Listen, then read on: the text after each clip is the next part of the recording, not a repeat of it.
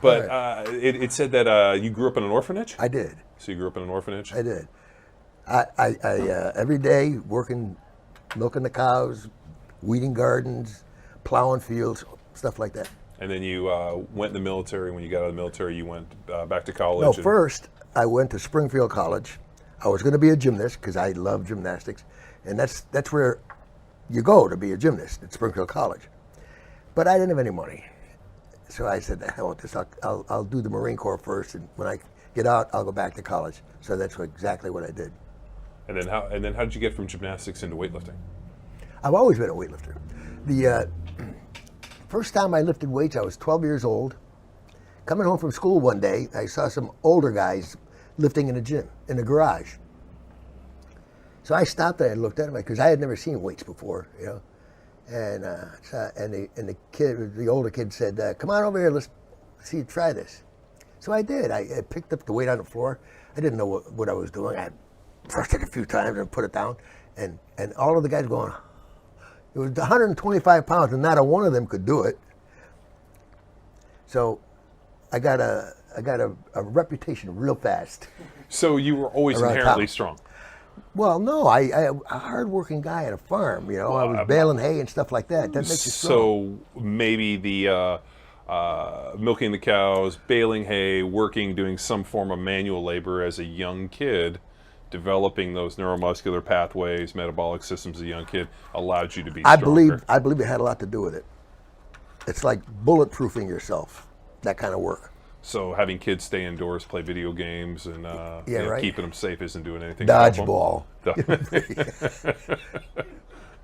No, it's true. I mean, this is something that we talk about a lot. I don't understand it, but to bring the story home, here's the thing: there are 7 elements to human movement that are measurable. Only 7. Now, little kids can remember 7 things. They need to be taught these things because they're not going to just jump into their head. And if you teach them each of these 7 elements and a way to use each one in efficient movement, there would never be any such thing as a fat kid in our society, because they'd be moving efficiently and Anyway, that's my little soapbox. Probably like depression and shit too. You know what I mean? Well, I mean, they know that there is a direct correlation between movement and self-esteem, depression, intelligence. I mean, where the problem is that we've grown up in this idea that everything exists in a vacuum, and it doesn't. Yeah. Everything is fucking interrelated. But what are the 7 things? Now you got me fucking wondering. Oh, the whole seminar is about the strength. We'll just list them off right now so that because. Right. Okay, so if you were to take all human movement, whether it be swinging a baseball bat or throwing a bale of hay up on a truck or a single step in the act of running or walking or the beat of the heart, all forms of human movement look like this. And while I'm thinking, you go down and you come up. You relax your muscle and then you contract and push something, whether it be your body or an implement. So it looks like a sidewards S. That sidewards S has 7 different elements inherent in it. You have the eccentric strength converting from down to up. That space of time where you convert down to up, it's called amortization. Yep. It's very important in the world of sport. You want to get it, boom, like check mark, but you can't do it right away because you'll end up tearing yourself apart. Well, we talked about this at great length. I remember when even my own training, the ability to speed up the eccentric movement is a key component to speeding up the amortization phase, and the ability to transition seamlessly between eccentric and concentric is really what you said is the gold standard for fucking strength. Yeah, the faster that you can do the turnaround, the more explosive you are on the concentric. Yeah, without hurting yourself. Well, which is interesting because, as I was telling you, since we moved out to Austin, I've been training at this Gold's Gym, and every fucking person I watch get underneath the barbell in terms of a bench or a squat, every one of them stops at the bottom. They get to the bottom of the squat, what is that all and about? They stop and they kind of adjust and they stretch and then they stand back up. And I'm thinking to myself, what is the idea? I can understand maybe, using it in some form of your training, you want to do some dead stop, work on starting strength, but every fucking person does it. Yeah. And it goes back to years ago. I remember when I was doing my my undergrad at Berkeley, I took a exercise phys class, and they talked about a study that they asked like 100 people. They just gave, let them walk into a gym and said, "Hey, make yourself strong."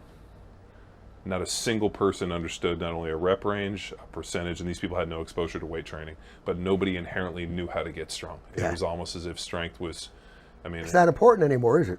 well, I just don't think people understand it. Exactly. And But see, they understood it back in the old days because everybody worked hard.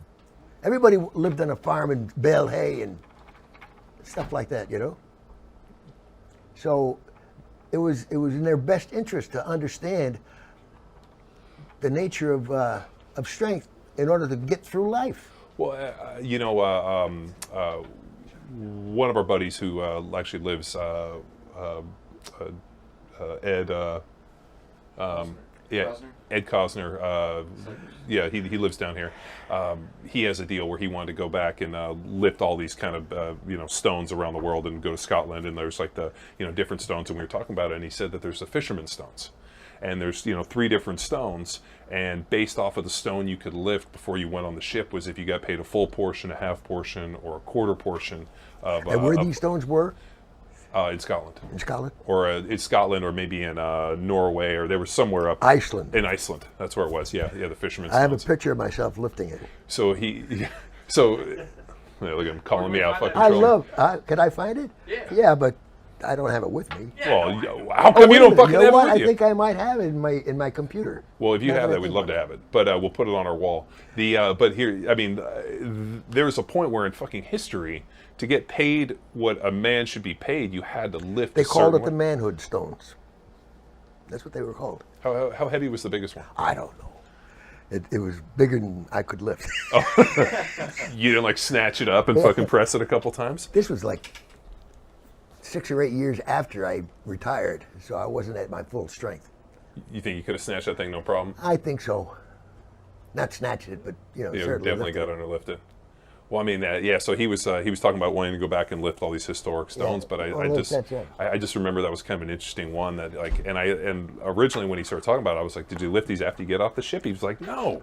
You got to lift these fucking stones to get on the ship. Yeah. And there was one stone that if you couldn't lift the last stone, they sent you into town and you were labeled as worthless. And so like That's a true story, actually. Yeah. I mean, but here's a These Icelandic guys were badass. yeah. I mean, well, that's why you watch them. I mean, all the world's strongest man competitors comes from Iceland. They're all I from mean, Iceland, aren't they? Look at all the girls winning the CrossFit Games. They're all a bunch of Icelandic Yeah. girls. Do you know that at one point in my career, I went to Iceland twice, and I gave a week's 10 days worth of seminars for the university there. So they made me the honorary coach of Iceland. So they know all of this stuff because I taught it to them. So why has strength fallen out of favor, or do you believe it has? Do you think people are not as interested in being strong as they used to be, or you think it's, I or you know think it's that's- caught a resurgence? No, I think the former. I think they've lost interest in it. Now they want a trick. They want a trick to help them lift the weight. It's like become a circus act to squat anymore with those damnable suits on and stuff like that. Yeah. It's circus crap. That's not strength. They can bitch at me all they want. I can take it. It's circus. Well, when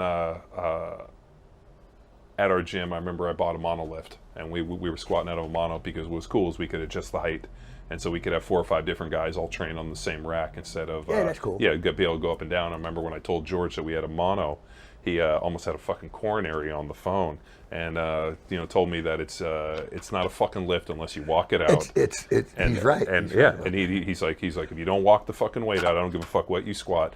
It's No, he's not right a good about lift. that. It makes a big difference. I'm going to tell you where the monolift came from. When I was in Hawaii doing 1,014 pounds,